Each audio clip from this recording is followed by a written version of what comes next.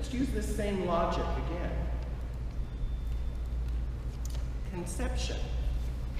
While it is true that Adam was created first, Eve was fashioned from Adam's side, whereas Adam was simply fashioned from the dust or the clay of the earth.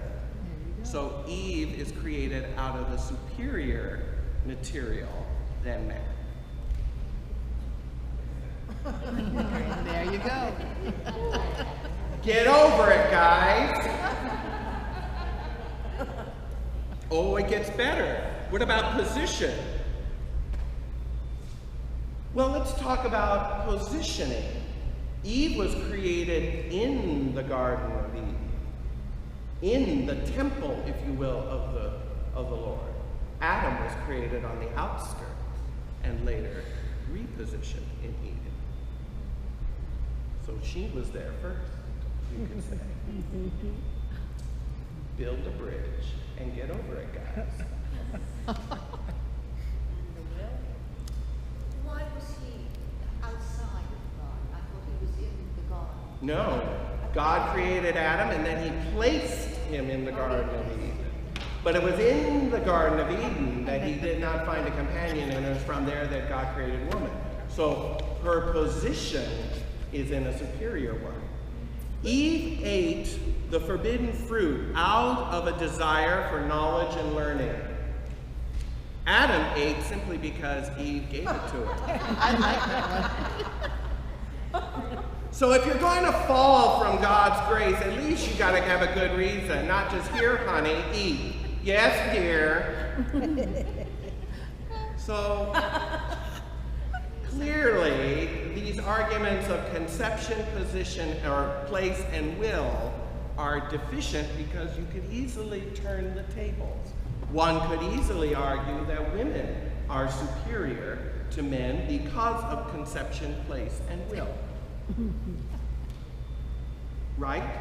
Right. Can you rewind and press the previous slide? Sure.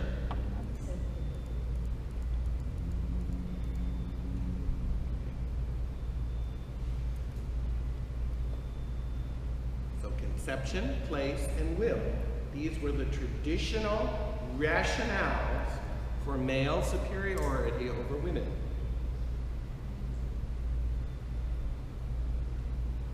But the devil did not approach Adam, he approached Eve. Yes. Had he approached Adam, He will eat it faster. might be different. It might be different. He will eat it faster. So this line of reasoning cannot be used to support one gender as superior to another. I want that to be clear. That the theologies of the past are not airtight and never were official doctrines of the church. The church never, at any capacity, said women are superior or inferior to men. Ever. You will look in vain for something like that. Okay? These were the musings of private theologians. These were the musings of theologians that would argue why women shouldn't go to school to develop their minds, because they simply did not have the capacity as men did for theology and logic. They would argue things like that. Prominent theologians, not just minor ones. This is the position, and they were products of their age, frankly, which is ironic because in the same age as they were in, one of the biggest institutions for educating women in the Middle Ages, for example, were nunneries. If you were a woman and you wanted to learn how to read and write, you became a nun. You needed to know how to read and write. Think of we're talking about like even in modern times. Remember Sister Lucia? Remember the visionary of Fatima? Yeah. Mm-hmm. She went to the convent. You know, her cousins died of the influenza after World War I. When she went to the convent, that's where she learned how to read and write. Right. In fact, Our Lady told her, you need to learn how to read and write. And Sister Faustina, and I think St. Elizabeth. I don't think that was true of Sister Sister Faustina. Faustina. I It might have been, but I don't believe so. But I mean, that was like 100 years ago even. Some girls just didn't go to school. They didn't learn. You know, it's true in many parts of the world today. Yeah, it's true. You know, and it's because of these ideas that somehow men are better than women because of these kinds of reasons, when the reasons can be twisted around. Yes, Tony? I would like to share that idea because in Genesis, right here, verse 29, God gave the authority to man. He doesn't say man or woman, because a man in general means man and woman. Yes. Yes. We are equal. Yes. It's just men that dominant. They think that only man that can produce. Mm-hmm. See, if a woman cannot pregnant until the man put a sperm in the egg. Mm-hmm. See, that's what they think men are dominant. But that's not true. That's It isn't. Two to tango. Yes. There's no woman that cannot produce. Yes. See, Yes. God give equal right. Yes. Equal opportunity. Yes. The woman. All right. The woman now, you see that in the society right now, Middle East, they have 3 wives, and what the wife does, go the back, and the husband go first. The Yes. woman cannot go in the front. Yes. See, and the woman, you see that on TV right now, they slap the woman right on in Saudi Arabia. They slap the woman right on the street for saying something that offended. Right. You see, that it's man created, it's not God. Correct. God never say women have to be inferior. God say both of you are loving each other Yes. and be fruitful and multiply. Right. Making a heaven and a good family. It's not the woman is the man is on top, but men that take advancement because they think woman cannot produce. Woman is inferior because the man had a sperm. That's what they think. That's the wrong thinking from the beginning. That's a good point. See that? And I want to get to what is the church's position on this in just a moment. So, I see 2 hands, and I want to get to them, and then I'm going to move on to that. Go for it. I was just going to say, I think that Adam knew that Eve was equal to him. He had an ordered nature. Man had an ordered nature at that time. Later, after the fall, and well, I was thinking that he trusted Eve when he took the fruit. Later, when man's nature became disordered, men were distrusting of women. The women had to have 3 witnesses or something like that in the Bible. So I think, I don't know, it's just my thoughts. There's more to this man-woman thing that I want to get to. So, but yes, and all of this happens after the fall. That I want you to know. There's a reason why I'm setting this up. And was it? Did you have your hand up? I know. But in Ephesians 5:20-21, Ephesians house, what is the Paul had the same problem with Ephesians. They were saying that the woman can preach. They were like, just. We're gonna get to that. Hold that thought. Okay. Because then this is how do men relate after the fall. I'm still talking about before the fall. We haven't gotten to Genesis 3 yet. We're still in Genesis 2. And I'm just saying that all of this has to be unpacked first before we understand the effect of sin and how God corrects it. Because I think that there is a difference between how God, after the fall, treats men and women in the sense of their position as a result of the fall. That was not part of the original creation, but as a teaching tool afterwards.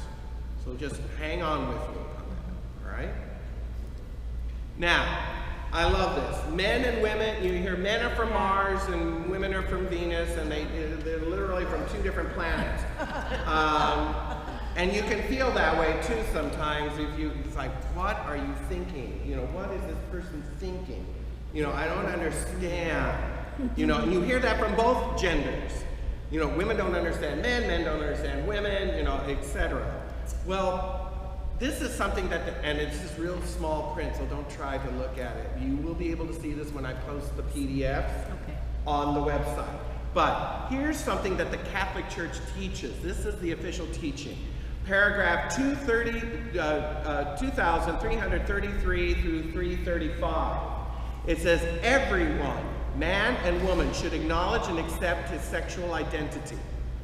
Physical, moral, and spiritual difference and complementarity are oriented towards the goods of marriage and the flourishing of family life. I think, again, this is what we have to understand. Difference and complementarity. Men and women are not the same. Thank God. Thank God. Amen. Now our society is trying to erase that. That is a misgiving. It is an abuse of both genders, not just men, not just women, it's both, are really affected by the blurring or blending of them. We are not the same physically. We are not the same mentally. Our brains are wired completely different, people. Men and women are different. What? Yes, we're different.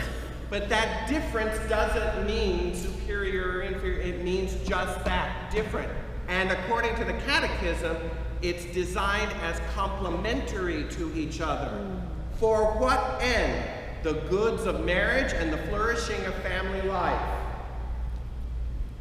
The harmony of the couple and of society depends in part on the way in which the complementarity, needs, and mutual support between the sexes are lived out.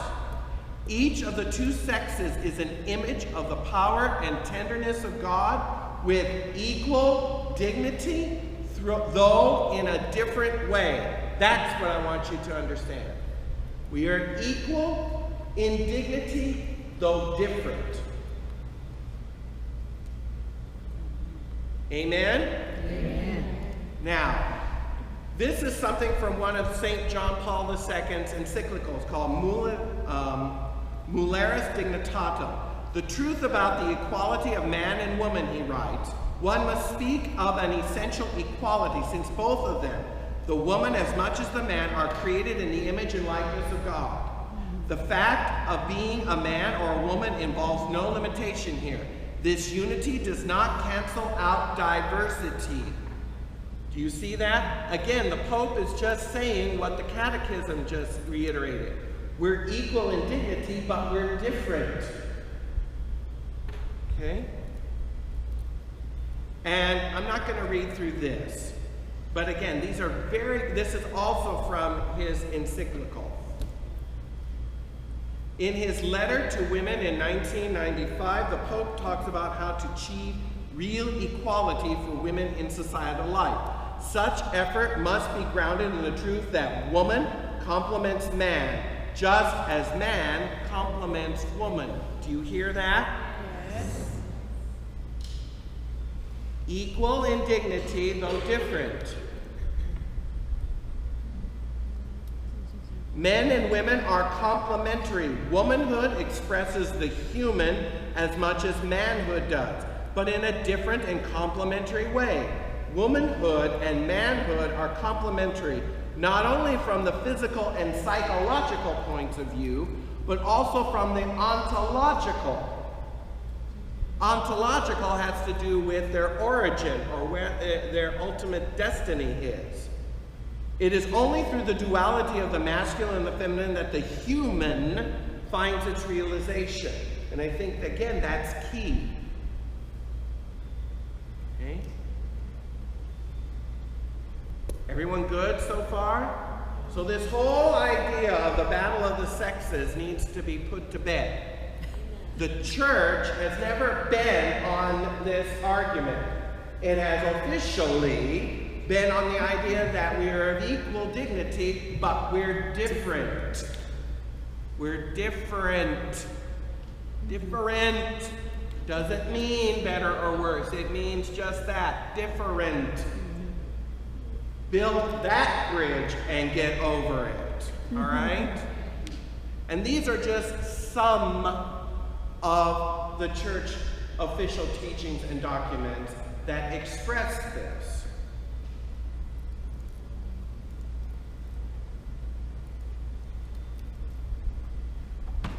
This is a book I would recommend if you want to go further than this. Men and Women Are from Eden. It's a study in John Paul the Great's theology of the body, specifically about the sexes. Okay?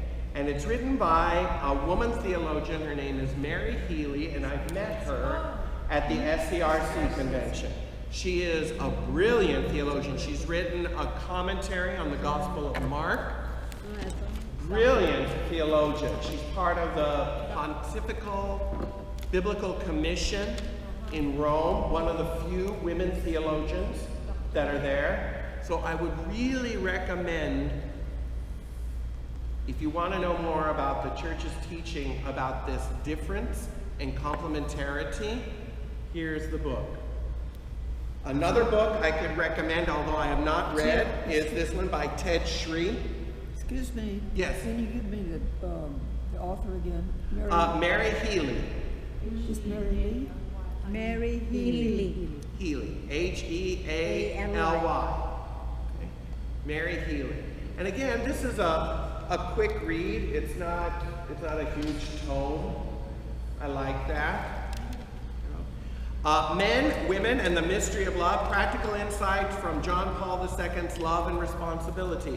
Again, this is a book based on St. John Paul II's encyclical on love and responsibility, how he expands on this. And these are some of the issues that are raised within this book I thought I would put in. Friendship, attraction, relationships, men and women, love, the emotions, sexuality, marriage, and chastity. Those are the elements that are in that book by Ted Shree that are expanded on in this understanding. Okay. Now, as if that wasn't controversial enough, let's just dive right head first into the deep end. This is something that comes up a lot when, even from little kids in Sunday school. What color were Adam and Eve? Because we typically see pictures of Adam and Eve, and they are